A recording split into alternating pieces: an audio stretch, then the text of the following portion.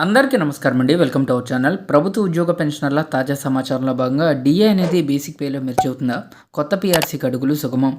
Employees PRC fitment అప్డేట్స్కి సంబంధించి పూర్తి వివరాలు అయితే తెలుసుకుందామండి. సో ముందుగా త్వరగతిన ఆంధ్రప్రదేశ్ రాష్ట్రంలో కూడా కొత్త పీఆర్సీ అమలు కావాలని కోరుకునే ప్రతి ఒక్క ఉద్యోగి కూడా వీడియోను ఒక లైక్ చేసి మీ తోటి ఉద్యోగ మిత్రులకు వీడియోని అయితే షేర్ చేయండి. ఛానల్ని ఫస్ట్ టైంగా విజిట్ చేసినట్లయితే తప్పనిసరిగా సబ్స్క్రైబ్ చేసుకుని పక్కన ఉండే బెల్ సింబల్ని యాక్టివేట్ చేసుకోండి. కేంద్ర ప్రభుత్వ ఉద్యోగులు పెన్షనర్లలో ఇప్పుడు ఒకటే ఉత్కంఠ. 8వ వేతన సంఘం అమల్లోకి వచ్చేలోగా ప్రస్తుతం ఉన్న కరువు భత్యం డిఏ అనేది ప్రాథమిక వేతనంలో బేసిక్ పేలో కలిసిపోతుందా?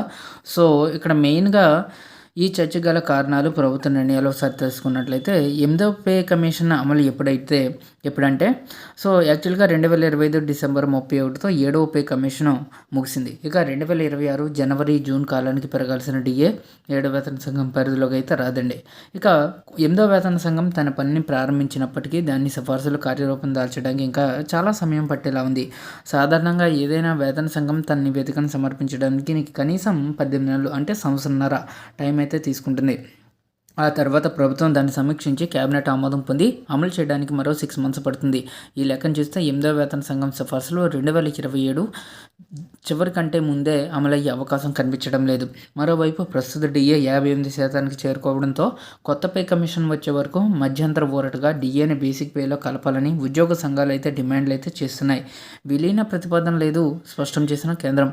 ఉద్యోగుల డిమాండ్లపై ప్రభుత్వం తన వైఖరిని తేల్చిచెప్పింది. యాక్చువల్గా కొత్త పీఆర్సీ డిలే అవుతుంది కాబట్టి ఆ డిఏని బేసిక్ పేలో కలిపి ఇవ్వండి అని చెప్పేసి అంటున్నారు. దానికి 2025 డిసెంబర్లో పార్లమెంట్లో ఇచ్చిన లిఖితపూర్వక సమాధానంలో ప్రభుత్వం ఈ విధంగా చెప్పిందండి. ప్రస్తుత కరువు భత్యాన్ని ప్రాథమిక వేతనంలో విలీనం చేసే ఆలోచన ప్రభుత్వానికి అయితే లేదండి.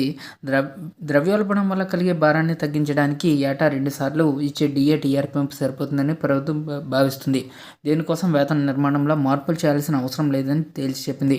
ఇంకా డిఏ విలీనం కోసం ఉద్యోగ సంఘాలు పట్టు ఎందుకంటే ప్రభుత్వ నిర్ణయం ఎలా ఉన్నా ఉద్యోగ సంఘాలు మాత్రం తమ వాదనను బలంగా వినిపిస్తున్నాయి. వారి ప్రకారంగా డిఏని బేసిక్ పేలో కలిపితే ప్రాథమిక వేతనం పెరుగుతుంది. దీనివల్ల హెచ్ఆర్ఏ, ప్రయాణ భత్యం వంటి ఇతర అలవెన్స్లు కూడా ఆటోమేటిక్గా పెరుగుతాయండి. రిటైర్డ్ ఉద్యోగుల పెన్షన్ లెక్కల్లో కూడా ఇది భారీ ప్రెజర్ని చేకూరుస్తుంది. ప్రస్తుతం పెరుగుతున్న ధరలకు అందుతున్న డిఏకు పొంతన ఉండడం లేదని వారు వాదిస్తున్నారు. గత అనుభవాలు ఏం చెప్తున్నాయంటే డిఏ విలీనంపై చర్చ ఇది మొదటిసారి కాదు. గతంలో 5వ వేతన సంఘం సిఫార్సుల మేరకు 2004లో 50% డిఏని బేసిక్ పేలో కలిపారు. అయితే 6వ వేతన సంఘం ఈ పద్ధతిని వ్యతిరేకించింది. డిఏని విలీనం చేస్తే ధరల సూచిగా బేస్ మార్చాల్సి వస్తుందని, దానివల్ల భవిష్యత్తులో డిఏ రేటు తగ్గే ప్రమాదం ఉంటుందని వివరించింది. అప్పటి నుంచే డిఏను విలీనం చేసే ప్రక్రియకు బ్రేక్ అయితే పడింది. మరి నెక్స్ట్ ఏంటంటే ప్రస్తుత పరిస్థితుల్లో 8వ వేతన సంఘంలో డిఏ విలీనం జరిగే అవకాశాలు దాదాపు శూన్యం.